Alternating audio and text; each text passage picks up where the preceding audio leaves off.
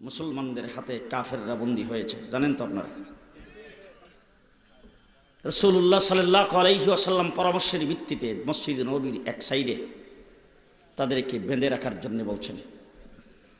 আল্লাহর নবী বলেছেন, তাদেরকে যেখানে বেঁধে রাখবার, এরা যেখানে থাকবে তাদের পাশে আমার বিছনাটাও করে দিবা, আমিও সেখানে থাকব। সুবহানাল্লাহ। আস্তে কইন, মানুষ শুনবো। রাতের বেলা একজন সাহাবী পাহারাদার পাহারা দিচ্ছেন, এমন সময় দেখতেছেন আল্লাহর নবী ডাইনে বামে করট ফিরতেছেন, হুজুর ঘুমাইতেছেন না। সাহাবী আয়েশা জিজ্ঞেস করতেছেন, ও আল্লাহর হাবিব, আপনার কি স্বাস্থ্য খারাপ লাগতেছে নাকি? আপনি ঘুমান না কেন? রাত্র হয়ে গেছে গভীর, আপনি এখনো ঘুমাইতেছেন না। আল্লাহর নবী চোখের পানি ছেড়ে দিয়ে বলছেন, এই যে যারা গ্রেফতার হয়েছে, গ্রেফতার কৃতদের মধ্যে আমার চাচা আব্বাসও সেখানে আছে, কিন্তু বানলেওয়ালারা যারা বানছে তারা এত কষ্যা বানছে, আমার চাচা উহ আ শব্দ করতেছে, বান্দের কারণে তার ঘুম আসতেছে না। আমার চাচা সেখানে উহ আ শব্দ করে, আমি কেমনে ঘুমাই? আখলাক কাকে বলে, চরিত্র কাকে বলে, রাসূলের সিরত কাকে বলে, ভালো করে শোনেন। আর মুসলমান সাহাবী যায় দৌড়ে হযরত আব্বাসের গিরা খুলে দিয়েছেন। আব্বাস ঘুমায় গেছে, এরপরও সাহাবী তাকে দেখে হুজুর ডাইনে বামে করট দেয়, ঘুমায় না। আজকে যারা ইসলামকে সন্ত্রাসের ধর্ম বলে তাদেরকে শিক্ষা দেওয়া দরকার। মুহাম্মদুর রাসূলুল্লাহ সাল্লাল্লাহু আলাইহি সাল্লামকে সাহাবী জিজ্ঞেস করেছেন, হুজুর আপনার চাচার গিরা খুলে দিয়েছি, উনি তো ঘুমায় গেছেন, আপনি দিয়ে এখনো ঘুমান না। রাসূল সাল্লাল্লাহু আলাইহি সাল্লাম বলেন, আমার চাচা জীবন মানুষ, তারাও তো মানুষ, তারাও তো আমার চাচার সাথে বন্দী হয়ে আসছে। চাচার গিরা খুলে দিয়েছো, তাদের গিরা খুলো নাই। তারা যতক্ষণ ঘুমায় না, আমি নবীও ততক্ষণ ঘুমাবো না। সকলের গিরা খুলে দেওয়ার পরে সবাই ঘুমাইছে, তারপরে রাসূলও ঘুমাইছে। মুসলমান, আজিজুন আলাইহি মা আনিতুম হারিসুন আলাইকুম বিল মুমিনিনা রাউফুর রহিম।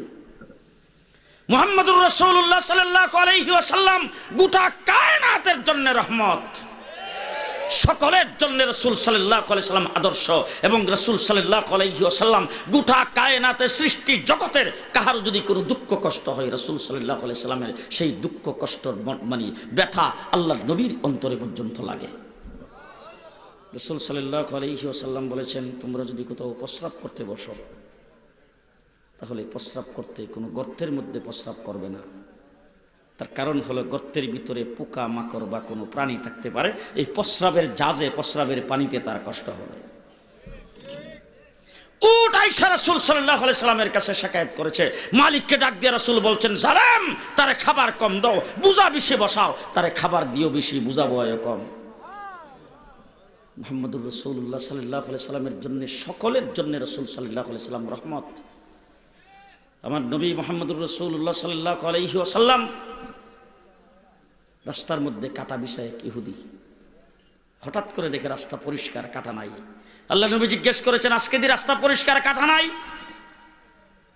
একজন উঠে বলেন, হুজুর কাটা যে নাই, যিনি কাটা বিষয় তো তার শরীর খুব খারাপ, 160 ডিগ্রি জ্বর।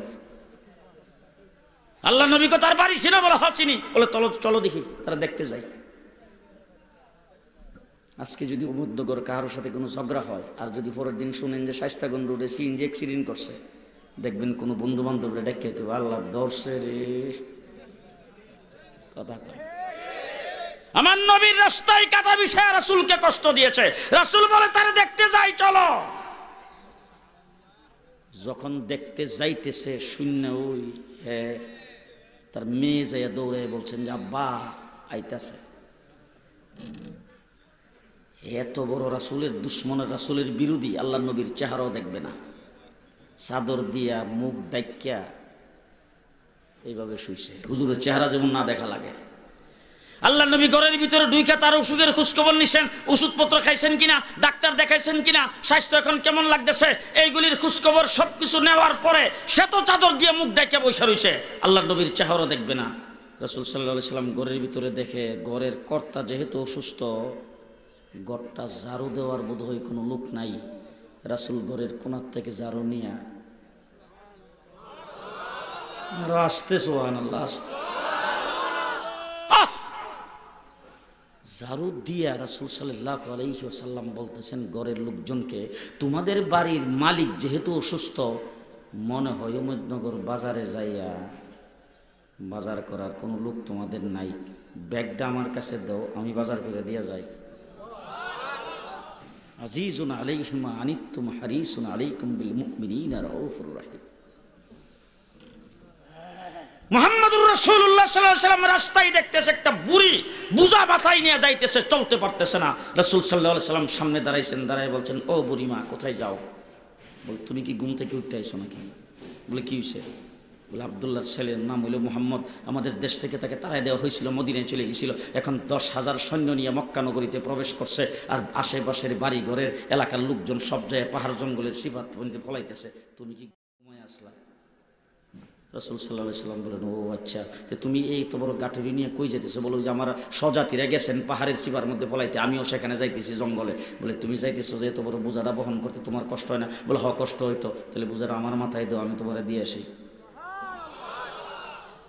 আল্লাহর নবী ওই বুড়ি মহিলার মাথায় বোঝা মাথায় লইয়া বুড়ির পেছনে পেছনে যাইতেছে, যাইয়া বুড়ির কাছে এইটা দিয়া বোঝাটা দিয়া বলতেছেন, মা তুমি কি নবী মুহাম্মদকে দেখছ? বলে না দেখি নাই, তার সম্পর্কে শুনছি। আল্লাহর নবী সাল্লাল্লাহু আলাইহি ওয়াসাল্লাম ডাক দিয়ে বলেন, আমার নামই মুহাম্মদ বিন আব্দুল্লাহ, মুহাম্মদুর রাসূলুল্লাহ। বুড়ি ডাক দিয়ে বলছিলেন, তোমার ভয়ে আমি মক্কা নগরী ছেড়ে আসছি, এখন তোমাকে দেখা মাত্র আমার হালাত পরিবর্তন হয়ে গেছে। তুমি যদি মুহাম্মদ বিন আব্দুল্লাহ আর মুহাম্মদুর রাসূলুল্লাহ হয়ে থাকো, তোমার দ্বারা শান্তি বিঘ্নিত হবে না, তোমার দ্বারা শান্তি আসবে। চলো তোমার সাথে আবার মক্কায় যাই। ও আমার ভাইরা, আখলাক চরিত্র হুজুরের। হুজুর আকরাম সাল্লাল্লাহু আলাইহি সাল্লাম শুনছেন এক ইহুদি ছেলে অসুস্থ, ছোট বাচ্চা ছেলে। রাসূল সাল্লাল্লাহু আলাইহি সাল্লাম শুই না তাকে দেখতে গেছে। যাওয়ার পরে সে একবারে মানে সাকরাতের অবস্থায়, এই অবস্থার মধ্যে রাসূল সাল্লাল্লাহু আলাইহি সাল্লাম সেখানে যে বসছে, আর তার মাথার কাছে বসে তার বাবা তাওরীত কিতাব তেলাওয়াত করে। হুজুর আকরাম সাল্লাল্লাহু আলাইহি সাল্লাম তার খোঁজ খবর নিছে, এরপরে তার বাবারে জিজ্ঞেস করতেছে, আপনি যে তাওরীত পড়তেছেন, তাওরীতের মধ্যে আমি নবী মুহাম্মদের কথাবার্তা আছে? সেই ইহুদি মিথ্যা কথা বলছেন, বলেন যে না, আপনার কোন শব্দ তাওরীতের মধ্যে নাই। যেই শব্দটা বলছেন ওই সময় বাচ্চাটা হুশ হইছে, একবার সাকরাতের অবস্থা শেষ সময় হুশ হইছে। হুশ হইয়া তারপরে চক্রাঙ্গে এভাবে তাকাইছে, তাকায় হুজুর আমার আব্বা সম্পূর্ণ মিথ্যা কথা বলেছেন, প্রত্যেকটা পৃষ্ঠায় পৃষ্ঠায় পাতা পাতায় আপনি নবী মুহাম্মদের কথা আছে। যখন এই কথা বলেছেন, বলার সাথে সাথে আল্লাহর নবী বলেন, এই বেটা তুই প্রত্যেকটা পাতা পাতায় আছে এটা জানোস, কিন্তু মানুষ না কেন? পড়ো কালিমা আশহাদু আল্লা ইলাহা ইল্লাল্লাহ। সাথে সাথে সন্তান কালিমা পড়েছেন, এরপরে তার রূহ কবজ হয়ে গেছে, সে দুনিয়ার থেকে চলে গেছে। আল্লাহর নবী সাল্লাল্লাহু আলাইহি সাল্লাম ডাক দিয়ে বলেন, সে কালিমা পড়ার পরে যখন ইন্তেকাল করেছেন, সে এখন আমার উম্মত, তার লাশ আমাদের কাছে দিয়ে দাও, আমরা মুসলমানি তরিকায় তারে গোসল করে তারপরে দাফন করব। হুজুর আকরাম সাল্লাল্লাহু আলাইহি ওয়াসাল্লাম তার দাফন কাফনের ব্যবস্থা করলেন। আল্লাহর নবী সাল্লাল্লাহু আলাইহি সাল্লাম কবরের মধ্যে নামলেন, নাইমা হাত বাড়িয়ে বললেন যে এই লাশটাকে আমার হাতে দাও। সাহাবায়ে কেরাম আল্লাহর নবীর হাতে লাশ দিয়া চিৎকার করে উঠেছেন আর বলছেন, মুহাম্মদুর রাসূলুল্লাহ সাল্লাল্লাহু আলাইহি সাল্লামের হাতে এই বাচ্চাকে কবরে রাখা হইতেছে না, জান্নাতের মধ্যে রাখা হইতেছে। ও মুসলমান, হুজুরের আখলাক কি ছিল? সকলের জন্য রাসূল আদর্শ। আমি আমার কম এলেমের কারণে আমি আপনাদের কাছে সব বলতে পারবো না। সেইকে হবিগঞ্জকে জিজ্ঞাসা করে দেখেন, আপনি যে কোনো কাজ করেন, হকারি করেন, রিক্সা চালান, শ্রমিক, আপনি রাস্তাঘাটে আপনি ব্যবসা বাণিজ্য করেন, বড় দোকান দিয়ে ব্যবসা করেন, শিয়ারে ব্যবসা করেন, বাকিতে ব্যবসা করেন, মাল আনা নেওয়া করেন, এক্সপোর্ট এন্ড ফুডের ব্যবসা করেন, যত ধরনের ব্যবসা বাণিজ্য আপনি করবেন, দিন মজুরের কাজ করেন, যত কাজকর্ম করেন, সকলের জন্য রাসূল আদর্শ। এমন কেউ বলতে পারবে না যে আমার জন্য আমি আমার জিন্দিগিতে রাসূল সাল্লাল্লাহু আলাইহি সাল্লামের কাছে কোনো নমুনা পাইলাম না, এমন কোনো জিনিস নাই যেটা রাসূলের জন্য আদর্শ না। হুজুর আকরাম সাল্লাল্লাহু আলাইহি সাল্লাম নিজের জুতাটা নিজে সিলাইয়া পরে।